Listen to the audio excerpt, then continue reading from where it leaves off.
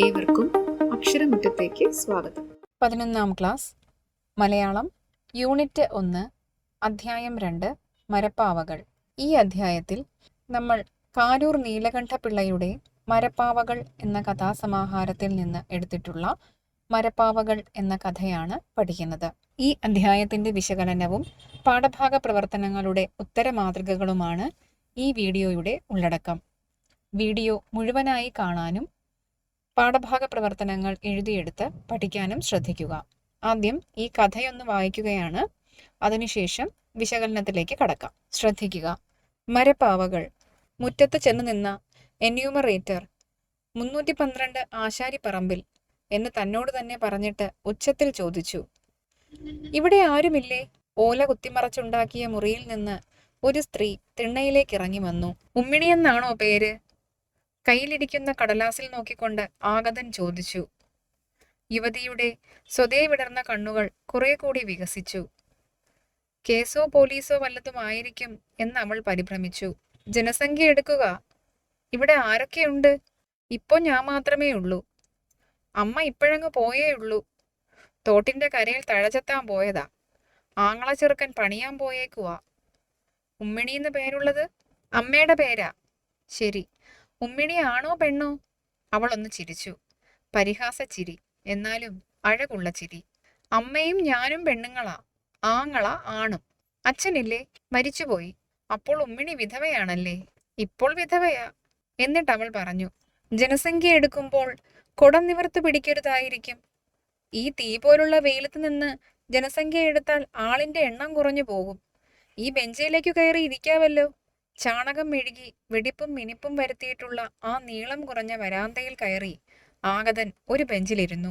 ഉമ്മിണിയുടെ വിവരങ്ങളൊക്കെ ചോദിച്ചറിഞ്ഞ് രേഖപ്പെടുത്തി. നിങ്ങളുടെ പേര്?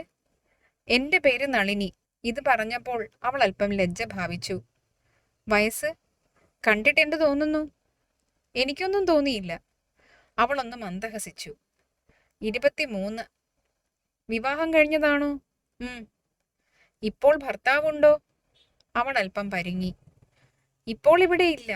13ാം മൈലിൽ ജനസംഖ്യ എടുത്തോ? അതിനാള് വേറെയാ. ഭർത്താവുണ്ട് അല്ലേ? ഉണ്ടെന്നോ ഇല്ലെന്നോ എഴുതിക്കോളൂ, അവൾ അവഗണനാഭാവത്തിൽ പറഞ്ഞു. ഉണ്ടെന്നെഴുതിയാലും ഇല്ലെന്നെഴുതിയാലും അർത്ഥം ഒന്നല്ലല്ലോ.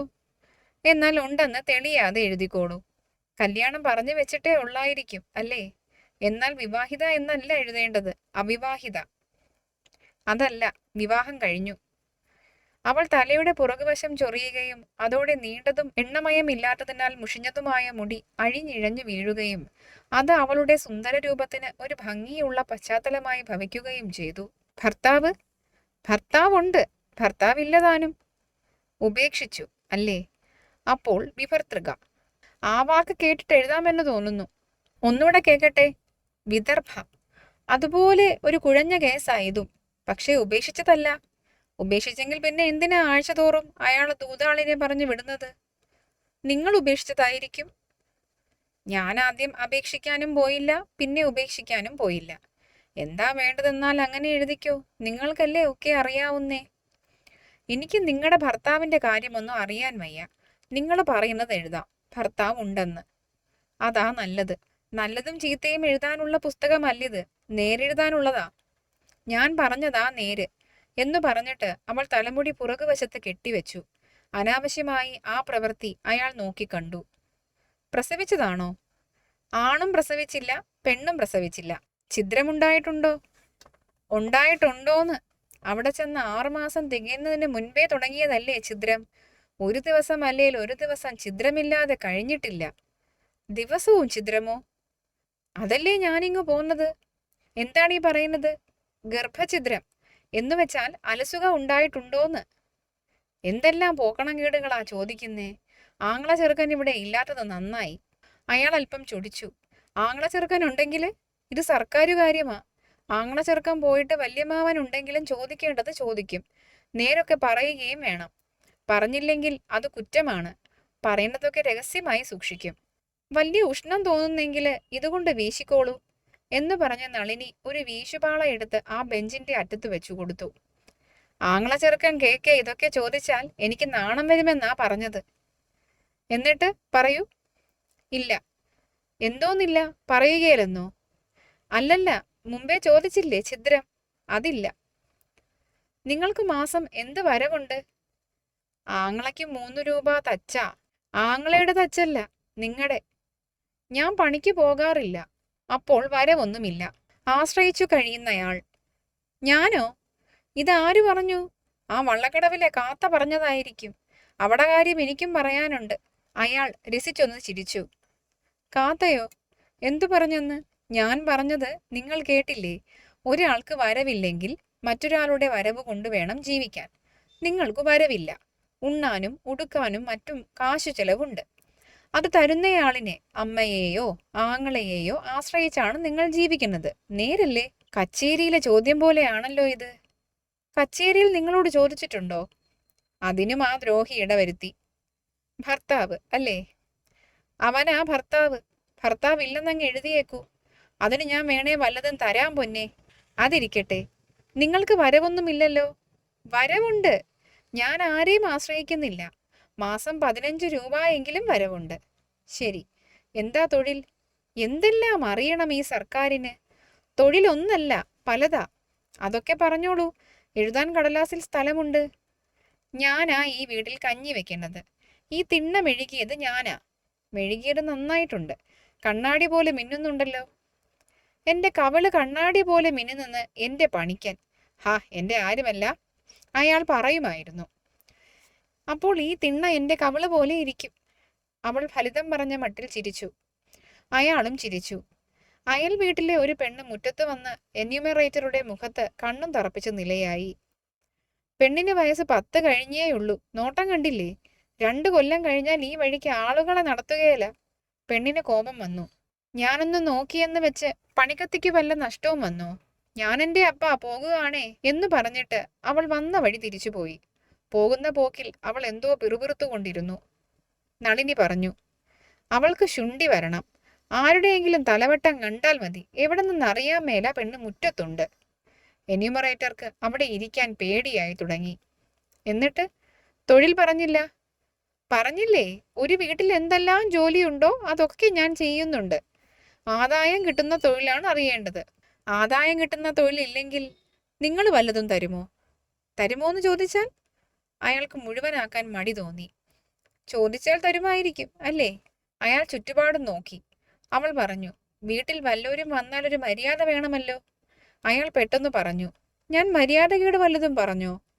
പറഞ്ഞില്ല, ഞാൻ മര്യാദ കാണിച്ചില്ല. മുറുക്കുമെന്ന് തോന്നുന്നല്ലോ എന്ന് പറഞ്ഞ് അവൾ മുറിക്കകത്തേക്കു കയറി. തപ്പിപ്പെറുക്കുന്ന ശബ്ദം അയാൾ ശ്രദ്ധിച്ചു. അല്പം കഴിഞ്ഞ് അവൾ മുറുക്കാൻ കൊണ്ടുവന്നു. അയാൾ മുറുക്കിലേർപ്പെട്ടു. അവൾ വീണ്ടും മുറിക്കകത്തു പോയി 3 മരപ്പാവകൾ കൊണ്ടുവന്നു. എന്നിട്ട് അവൾ പറഞ്ഞു, എന്റെ തൊഴിൽ ഇതാണ്. ഇതിലൊന്നുണ്ടാക്കാൻ എനിക്കൊരു ദിവസം മതി. അയാൾ പാവ വാങ്ങി നോക്കി. ഒരു ചാൺ നീളത്തിലുണ്ടാക്കിയ സ്ത്രീരൂപങ്ങൾ. എല്ലാം നന്നായിരിക്കുന്നു.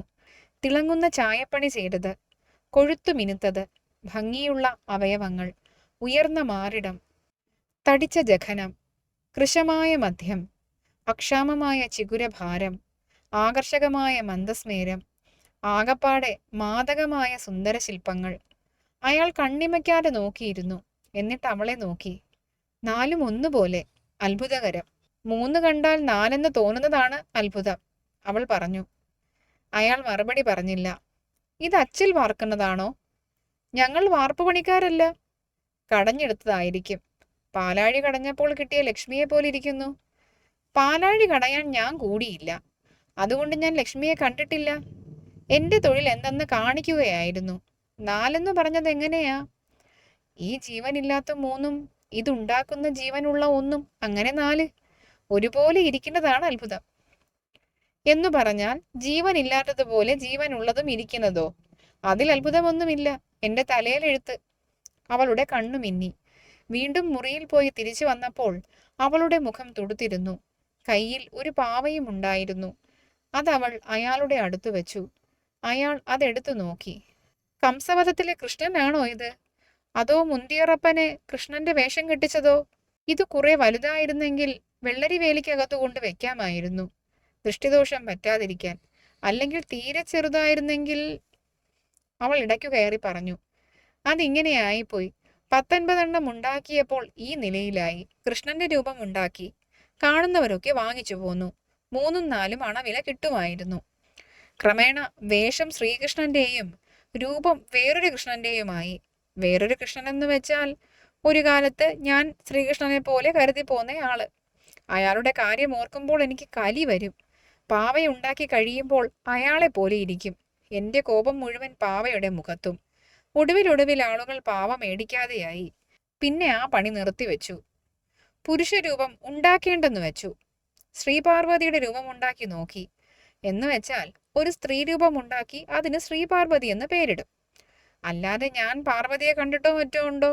പാർവതി തപസ് ചെയ്തെന്നും ശിവന്റെ കൂടെ നൃത്തം ചെയ്തെന്നും ഒക്കെ ഞാൻ കേട്ടിട്ടുണ്ട്. സിനിമയിൽ കണ്ടിട്ടുമുണ്ട്. പിന്നെ പാർവതിയും പരമേശ്വരനും കൂടി ചിലപ്പോൾ പിണങ്ങാറുണ്ട് പോലും. അതൊക്കെ ഓർത്തുകൊണ്ട് പാവയുണ്ടാക്കി തുടങ്ങി. ചിലപ്പോൾ കണ്ണാടിയിൽ നോക്കി പാർവതിയെ പോലെ ഞാൻ ഓരോ ഭാവം കാണിച്ച് അതുപോലെ പാവയുണ്ടാക്കും.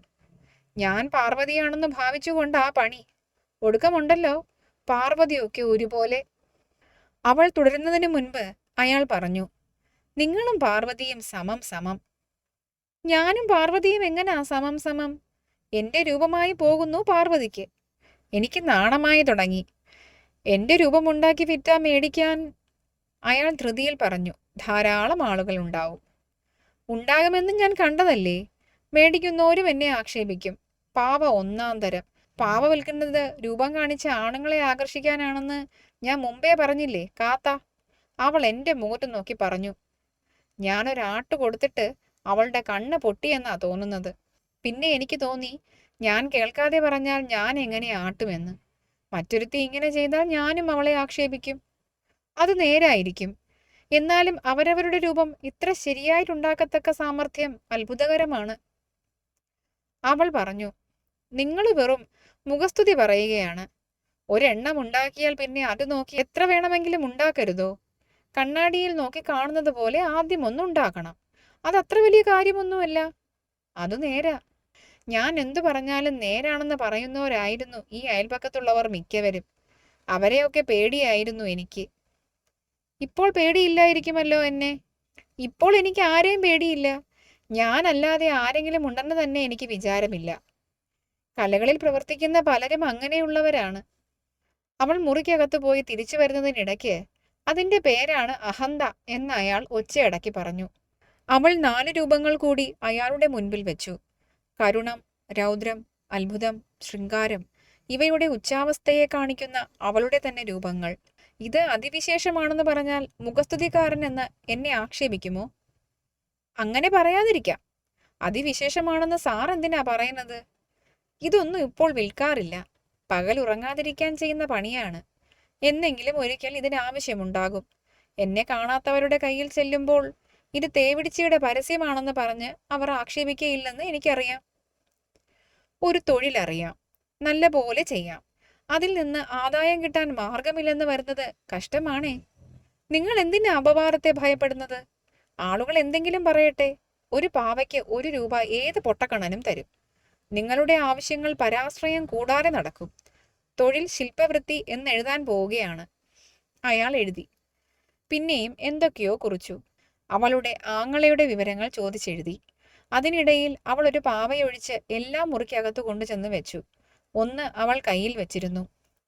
അയാൾ ഒന്നുകൂടി മുറുക്കി. പാവയൊന്നും വിൽക്കുകയില്ലെന്നാണോ പറഞ്ഞത്? ഞാനിത് തിന്നാറില്ല, അടുപ്പിലിടാറുമില്ല. ഇനി വളരെയുണ്ടോ കൈവശം? ജനസംഖ്യയിൽപ്പെട്ടതാണോ ആ ചോദിച്ചതും? എന്നാൽ ചെല്ലട്ടെ, ഭർത്താവ് പിണങ്ങി. അവൾ ഇടയ്ക്ക് കയറി പറഞ്ഞു. അക്കാര്യം പറഞ്ഞു കഴിഞ്ഞില്ലേ? വഴിക്കാരോടൊക്കെ ഭർത്താവിന്റെ കാര്യം ഇതിലധികം പറയാനൊക്കുമോ? അയാളൊരു മൃഗമാ. കള്ളു കുടിക്കും. പിന്നെ പേപ്പട്ടിയെ പോലെയാ. വഴിയെ കാണുന്നവരുടെ നേരെ മെക്കിട്ട് കയറും. എന്നിട്ട് ഇടികൊള്ളും കള്ളിറങ്ങുന്നത് വരെ. എന്ന് വെച്ചാൽ നേരം വെളുക്കുന്നത് വരെ കിടപ്പ് പോലീസ് സ്റ്റേഷനിൽ. ഒരു ദിവസം 2-3 നാഴിക ഇരുട്ടിയപ്പം ഹേട്ടങ്കുന്ന് ഒരു പോലീസുകാരനെ പറഞ്ഞയച്ചിരിക്കുന്നു. ഞാൻ ചെന്ന് പണിക്കനെ ജാമ്യത്തിൽ ഇറക്കിക്കൊണ്ട് പോരാൻ.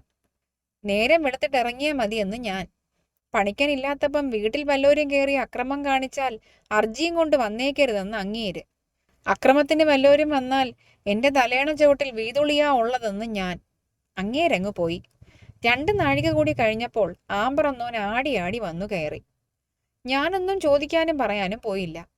നേരം വെളുത്തപ്പോൾ ഞാൻ പറഞ്ഞു, ഞാൻ വീട്ടിലൊന്ന് പോകുവാണ്. എന്തിനാ പോണേ എന്നയാള്. ഇവിടെ താമസിച്ചാൽ ഞാൻ വല്ലോരെയും വീതുളി കൊണ്ട് കൊന്നേക്കും, അതുകൊണ്ട് പോകുക എന്ന് ഞാൻ പറഞ്ഞു. എന്റെ കൈ അന്നേരം പുളി പറിക്കാൻ പോകുകയും മറ്റുമില്ലെന്ന് ആ മൃഗം എടുത്ത വാക്കിൽ പറഞ്ഞു. ഈ മൃഗത്തിന്റെ കൂടെ പാർക്കാൻ ഞാനില്ലെന്ന് പറഞ്ഞേച്ച് ഞാൻ റോഡിൽ വന്ന് ബസ് കയറി ഇങ്ങു പോന്നു. പിന്നെയുണ്ട് പറയാനറയ്ക്കുന്ന കഥകൾ. അവൾ നിർത്തിയപ്പോൾ അയാൾ എഴുന്നേറ്റു. ഇത് വേണമെങ്കിൽ ഇരിക്കട്ടെ എന്നു പറഞ്ഞ് അവൾ പ്രതിമ നീട്ടി. അയാൾ സന്തോഷപൂർവ്വം വാങ്ങി നോക്കി. രൗദ്രഭാവത്തിലുള്ള അവളുടെ പ്രതിമ. അതുകണ്ട് അയാളുടെ മുഖത്തെ പ്രസാദം മങ്ങി. എങ്കിലും നന്ദി പറഞ്ഞിട്ട് അയാൾ ഒരു കടലാസു കഷ്ണം അവിടെ വെച്ചിട്ട് പറഞ്ഞു, ഇത് നോക്കൂ. അവൾ നോക്കി. അവളുടെ രൂപം അയാൾ വരച്ചിരിക്കുന്നു. അവൾ ശ്രദ്ധിച്ചു നോക്കി. ഈ പറഞ്ഞിരുന്ന നേരത്ത് ഇത് വരച്ചത് അത്ഭുതം തന്നെ. ഈ പ്രതിമ ഇങ്ങ് തന്നേക്കൂ എന്ന് പറഞ്ഞിട്ട് അവൾ അകത്തുപോയി പാർവതി തപസ് ചെയ്യുന്ന അല്പം വലിയ ഒരു പ്രതിമ കൊണ്ടുവന്ന് ആ ചിത്രകാരനു സമ്മാനിച്ചു. അയാൾ അത് ആനന്ദവും നന്ദിയും സ്ഫുരിക്കുന്ന ഭാവത്തോടെ വാങ്ങി. എന്നാൽ ചെല്ലൂ എന്നു പറഞ്ഞ് അവൾ മുറ്റത്തേക്കിറങ്ങി. അയാൾ അടുത്ത വീട്ടിലേക്ക് നടന്നു. അയാളുടെ ഹൃദയത്തിൽ വീണക്കമ്പി മീട്ടിയാലുണ്ടാകുന്ന നാദം പ്രതിധ്വനിച്ചുകൊണ്ടിരുന്നു. മരപ്പാവകൾ, കാരൂർ നീലകണ്ഠപിള്ള. നമുക്കിനി ഈ കഥയുടെ വിശകലനത്തിലേക്ക് കടക്കാം. ശ്രദ്ധിക്കുക. ഇതിനകത്ത് പ്രധാനമായും 2 കഥാപാത്രങ്ങളാണ് ഉള്ളത്. സെൻസസ് എടുക്കാനായി വരുന്ന എന്യൂമറേറ്റർ എന്ന് പറയുന്ന ഒരു കഥാപാത്രം, പിന്നെ ആശാരിപ്പറമ്പിൽ നളിനി എന്ന് പറയുന്ന നമ്മുടെ കഥാനായിക. ഇവർ 2 പേരുമാണ് ഈ കഥയിൽ ഉടനീളമുള്ളത്. ഇവർക്ക് പുറമെ നളിനിയുടെ അമ്മ, ആങ്ങള, നാട്ടുകാരിയായ കാത്ത, നളിനിയെ ഉപേക്ഷിച്ചു പോയ ഭർത്താവ്, പിന്നെ നളിനിയുടെ അയൽക്കാരിയായ കുട്ടി, ഇവരെല്ലാം കഥാപാത്രങ്ങളായി കടന്നു വരുന്നുണ്ട്. എന്നിരുന്നാലും എന്യൂമറേറ്ററും നളിനിയും തമ്മിലുള്ള സംഭാഷണത്തിലൂടെയാണ് ഈ കഥ പൂർണ്ണമാകുന്നത്. അപ്പോൾ ഇതിനകത്ത് ഈ കഥ എന്ന് പറയുന്നത് സംഭാഷണ പ്രധാനമായിട്ടുള്ള ഒന്നാണ് എന്ന് മനസ്സിലാക്കാം. ആദ്യമായിട്ട് ആരാണ് എന്യൂമറേറ്റർ എന്ന് പറയാം. എന്യൂമറേറ്റർ എന്ന് പറഞ്ഞാൽ ഏതെങ്കിലും സർവേകളുമായി ബന്ധപ്പെട്ട് നമ്മുടെ വീടുകളിൽ സ്ഥിതിവിവര കണക്കുകൾ ശേഖരിക്കാൻ വരുന്ന, സർവേ എടുക്കാൻ വരുന്ന ആൾക്കാരെയാണ് എന്യൂമറേറ്റർ എന്ന് പറയുക. അപ്പോൾ അങ്ങനെയുള്ള ഒരാൾ ഒരു ദിവസം ആശാരിപ്പറമ്പിൽ എന്ന് പറയുന്ന വീട്ടിലേക്ക് വരികയാണ്. ആ വീട്ടിൽ ആരൊക്കെയാണുള്ളത്? നളിനി എന്ന നമ്മുടെ കഥാനായിക, നളിനിക്ക് അമ്മയുണ്ട്, അതുപോലെ തന്നെ ആങ്ങളയുമുണ്ട്. സെൻസസ് എടുക്കാനായി ഇദ്ദേഹം വന്നിരിക്കുന്ന സമയത്ത് ആ വീട്ടിൽ നളിനി മാത്രമേ ഉള്ളൂ. അദ്ദേഹം വീട്ടുകാരിയായിട്ടുള്ള, അതായത് ഗൃഹനാഥയായിട്ടുള്ള ഉമ്മിണി എന്ന് പറയുന്ന സ്ത്രീയുടെ പേര് ചോദിച്ചുകൊണ്ടാണ് വരുന്നത്. അപ്പോൾ നളിനി പറയുന്നു, അത് ഉമ്മിണി എന്ന് പറയുന്നത് എൻ്റെ അമ്മയാണ്, അമ്മയും ആങ്ങളയും ഒന്നും ഇപ്പോൾ ഇവിടെ ഇല്ല, ഇവിടെ ഇപ്പോൾ ഞാൻ മാത്രമേ ഉള്ളൂ, നളിനി മാത്രമേ ഉള്ളൂ എന്ന് പറയുന്നു. പിന്നീട് അങ്ങോട്ട് അവർ തമ്മിലുള്ള സംഭാഷണമാണ് നമ്മൾ കാണുന്നത്. എന്യൂമറേറ്റർ അദ്ദേഹത്തിന്റെ കയ്യിലുള്ള പുസ്തകത്തിലെ ചോദ്യങ്ങളെല്ലാം നളിനിയോട് ചോദിക്കുന്നു. നളിനി അതിന് അനുസരിച്ചുള്ള ഉത്തരങ്ങൾ കൊടുക്കുകയും ചെയ്യുന്നു. പക്ഷേ സർവ്വസാധാരണമായ ഉത്തരങ്ങളല്ല നളിനി പറയുന്നത്. പേര് ചോദിക്കുന്നു, വയസ്സ് ചോദിക്കുന്നു, അതോടൊപ്പം തന്നെ അവരുടെ ഭർത്താവ് ഉണ്ടോ ഇല്ലയോ എന്ന് ചോദിക്കുന്നു. അപ്പോൾ പറയുന്നത് ഭർത്താവ് ഉണ്ടെന്നും ഇല്ലെന്നും പറയാമെന്നാണ്. കാരണം എന്താണ്? ഈ ഭർത്താവ് എന്ന് പറയുന്ന വ്യക്തി ഇപ്പോൾ അവരുടെ കൂടെയല്ല ജീവിക്കുന്നത്. ഭർത്താവ് അവരുടെ കൂടെ അല്ല ജീവിക്കുന്നത് എന്ന് പറയുമ്പോൾ എന്യൂമറേറ്റർ ചോദിക്കുന്നത്, അയാൾ ഉപേക്ഷിച്ചു പോയി അല്ലേ എന്നാണ്. പക്ഷേ കഥ മുന്നോട്ട് പോകുമ്പോൾ നമുക്ക് മനസ്സിലാകുന്നുണ്ട്, അയാൾ നളിനിയെ അല്ല, നളിനി അയാളെയാണ് ഉപേക്ഷിച്ചിരിക്കുന്നത് എന്ന്. പക്ഷെ അതൊന്നും വലിയ ഒരു കാര്യമായി, ഗൗരവമായി നളിനി എടുക്കുന്നില്ല എന്നുള്ളതാണ്. പിന്നീട് അദ്ദേഹം തൊഴിലിനെ കുറിച്ച് ചോദിക്കുമ്പോഴാണ് അവരൊരു കലാകാരിയാണെന്നും പ്രതിമ നിർമ്മാണമാണ് നളിനിയുടെ തൊഴിലെന്നും മറ്റും അറിയാൻ സാധിക്കുന്നത്. പിന്നീട് എങ്ങനെയാണ് അവരുടെ കലാജീവിതം മുന്നോട്ട് പോയതെന്നും അതെങ്ങനെ അവസാനിച്ചു പോയി എന്നും പറയുന്നു. കലാജീവിതം എങ്ങനെയുള്ളതായിരുന്നു? അവർ വെറുതെ ഒരു കൗതുകത്തിന് വേണ്ടി പ്രതിമകളെ നിർമ്മിച്ചു തുടങ്ങുകയായിരുന്നു. നിർമ്മിക്കുമ്പോൾ ആദ്യമൊക്കെ കൃഷ്ണനെയൊക്കെ ഉണ്ടാക്കിയിരുന്നു. പക്ഷേ ജീവിത പ്രശ്നങ്ങൾക്കിടയിൽ പിന്നീട് ഉണ്ടാക്കുന്ന പ്രതിമകൾക്ക് തൻ്റെ ഭർത്താവിൻ്റെ മോശപ്പെട്ട മുഖം തന്നെ, അതായത് അവൾ ഒരിക്കലും ഓർക്കാൻ ഇഷ്ടപ്പെടാത്ത ദുഷ്ടനായിട്ടുള്ള ഭർത്താവിൻ്റെ മുഖം തന്നെ കയറി വരുന്നു എന്ന് കണ്ട് അവൾ അതുപേക്ഷിക്കുന്നു. പിന്നീട് അവൾ ഉണ്ടാക്കി തുടങ്ങിയ പ്രതിമകളെല്ലാം സ്ത്രീരൂപങ്ങളായിരുന്നു. ആ സ്ത്രീരൂപങ്ങൾക്കെല്ലാം അവളുടെ ഛായയാണ് ഉണ്ടായിരുന്നത്. ആ സന്ദർഭത്തിൽ അവൾ ഭർത്താവിനെ കുറിച്ച് പറയുന്നുണ്ട്. എന്തുകൊണ്ടാണ് ഭർത്താവിനോട് ഇത്രയധികം വെറുപ്പ് തോന്നാൻ കാരണം? അയാളെ കാരണം എന്തിനാണ് പ്രതിമ നിർമ്മാണം അവസാനിപ്പിച്ചത്? കാരണം അയാളൊരു വൃത്തികെട്ടവനും മദ്യപാനിയുമായിരുന്ന ഒരുത്തനായിരുന്നു. അയാൾ ഒരിക്കലും കുടുംബം നോക്കിയിരുന്നില്ല. പകല് മുഴുവനും കള്ളു കുടിച്ച് രാത്രിയാകുമ്പോൾ ആൾക്കാരോട് തല്ലുകൂടി പോലീസ് സ്റ്റേഷനിൽ കിടന്നുറങ്ങിയിരുന്ന ഒരുവനായിരുന്നു. അപ്പോൾ ധീരയായിട്ടുള്ള, സ്വന്തം കാലിൽ നിൽക്കാൻ പ്രാപ്തിയുണ്ട് എന്ന് സ്വയം വിശ്വസിക്കുന്ന ഇങ്ങനെ ഒരാളെ ജീവിതത്തിൽ ഉൾപ്പെടുത്തേണ്ടതില്ല എന്ന് അഭിമാനബോധമുള്ള നളിനി എന്ത് ചെയ്യുന്നു? അയാളുടെ വീട്ടിൽ നിന്ന് അയാളുടെ യാത്ര പറഞ്ഞ് ഇറങ്ങിപ്പോരുകയാണ്. നിങ്ങളുടെ കൂടെ ജീവിക്കാൻ ഞാൻ തയ്യാറല്ല എന്ന ആത്മാഭിമാനത്തോടു കൂടി പറഞ്ഞിട്ട് ഇറങ്ങിപ്പോരുന്നു. ആ ബന്ധത്തിൽ എന്നും പ്രശ്നങ്ങളായിരുന്നു എന്ന് പറയുന്നുണ്ട്. എന്നും ഛിദ്രം തന്നെ എന്നാണ് പറയുന്നത്. അപ്പോൾ അങ്ങനെയുള്ള പ്രശ്നങ്ങളുള്ള ജീവിതത്തിൽ നിന്ന് ഇറങ്ങിപ്പോരുകയും സ്വന്തം തീരുമാനങ്ങൾക്കനുസരിച്ച് ജീവിക്കാൻ പുറപ്പെടുകയും ചെയ്യുന്ന ഒരു നായികയാണ് നമ്മുടെ നളിനി. അപ്പോൾ അങ്ങനെ വന്ന ഈ നളിനി പിന്നീട് ഉണ്ടാക്കിയ പ്രതിമകൾക്ക് തൻ്റെ ഭർത്താവിൻ്റെ ഛായ വരുന്നു എന്ന് കണ്ട് ആ പ്രതിമകൾ ഉണ്ടാക്കുന്നത്, അല്ലെങ്കിൽ പുരുഷ പ്രതിമകൾ ഉണ്ടാക്കുന്നത് നിർത്തുകയും സ്ത്രീ രൂപങ്ങൾ ഉണ്ടാക്കി വിൽക്കുകയും ചെയ്തു. ശ്രീപാർവതിയെയാണ് ഉണ്ടാക്കാൻ ശ്രമിക്കുന്നത്.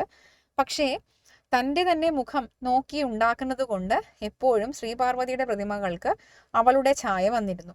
അങ്ങനെയെങ്കിലും ജീവിക്കാമെന്ന് നളിനി തീരുമാനിക്കുമ്പോൾ സമൂഹം അവളെ എന്താക്കി മാറ്റുകയാണ്?